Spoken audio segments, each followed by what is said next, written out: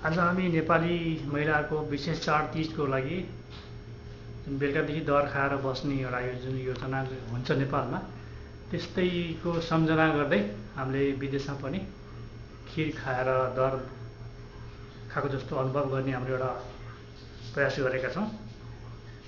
यसमा आज हामी खिर बनाउने प्रयासमा छौँ। खिरको लागि आवश्यक पर्ने सामानहरू हामी राखिरहेका छौँ। यो हो किसमिस, यो आलमन्ड अथवा बदाम, काजु, Happy Eid. ह्याप्पी डिज, यो छ ल्वाङ सुक्मेन, दालचिन, तेजपत्ता, यो इजिप्सियन चामल हो।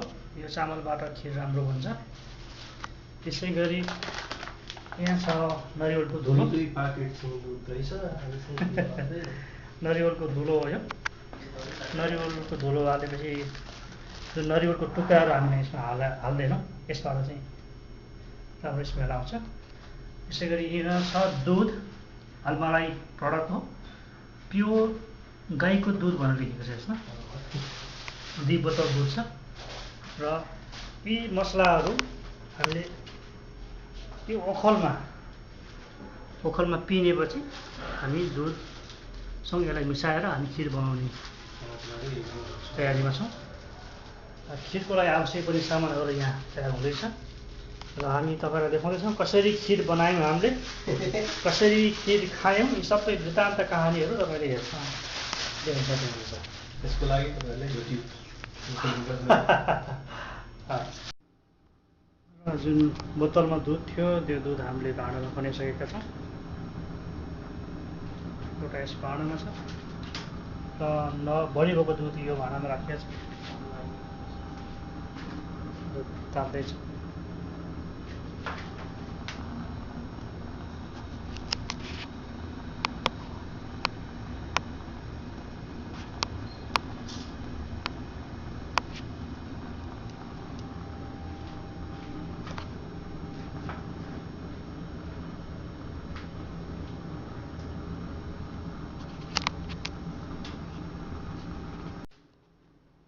अब हामी यो ओखलमा ल्वाङ सुक्मेन हाल्दैछौँ। यसलाई पिनिन्छ। यो ओखलले पिनेपछि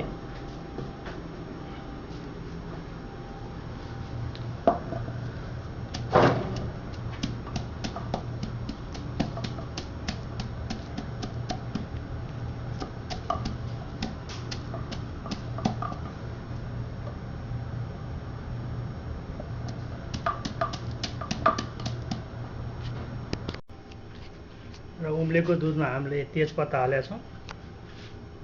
तेजपत्ता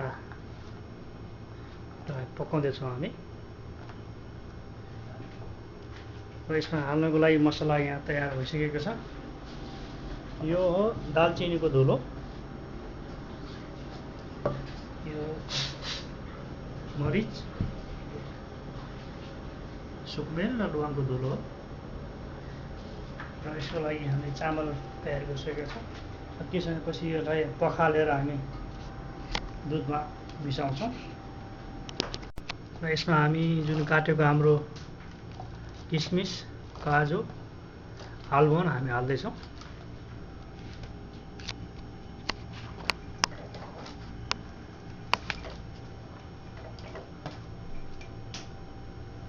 यो काजुको टुक्राहरू हो।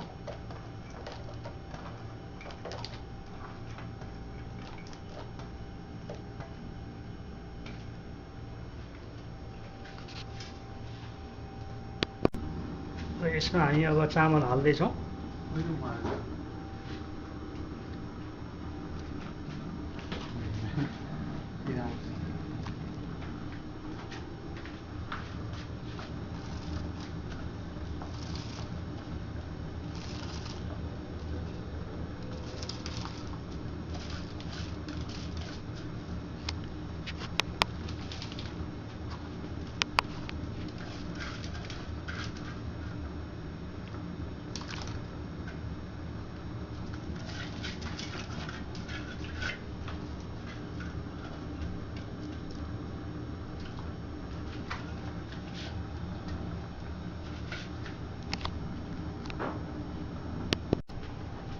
यो पाक्दैछ। अब यसमा हामीले ल्वाङ, सुकुमेर, अलैँचीको धुलो, तेजपत्ता, दालचिनी, काजु, पेस्ता, बदाम सबै यसमा हालेका छौँ हामी। यो पाक्दैछ। यो तपाईँ देख्दै हुनुहुन्छ। अब यहाँ खिर लगभग 90% पाकेको जस्तो लागिरहेछ। यहाँ देखिरहनु भएको छ।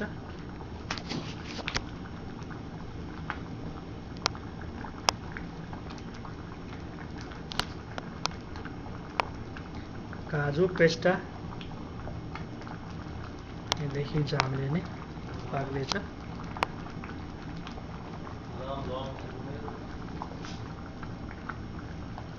जब यो चामल जम्छ त्यसपछि मात्र अनि खिर पाक्यो भनेर भन्न सक्छौँ।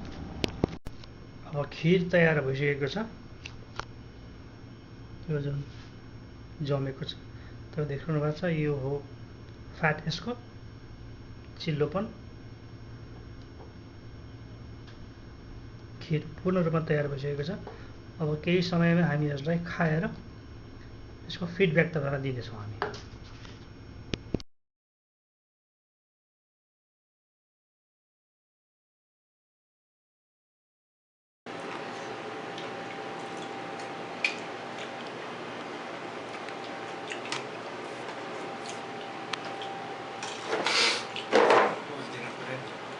भिडियो मोडमा राखिरहेको छु।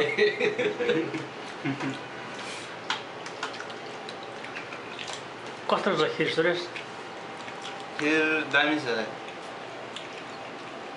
टेस्ट कस्तो छ?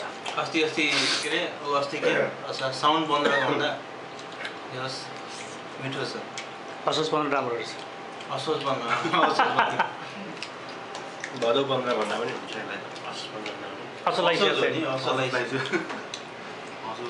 असोज कता असोज लाग्छ? त असोज लाग्छ। सेप्टेम्बर 7 को खिर। ए 8 हो। अच्छा 8 हो। 22 गते होला। त्यस्तै हो। खिर चाहिँ एकदमै स्वादिष्ट भएको छ। सब कुरा चाहिँ चट्ट मिलेको छ। दुध पनि एकदमै मिलेको छ। अनि दाइले कस्तो लाग्यो?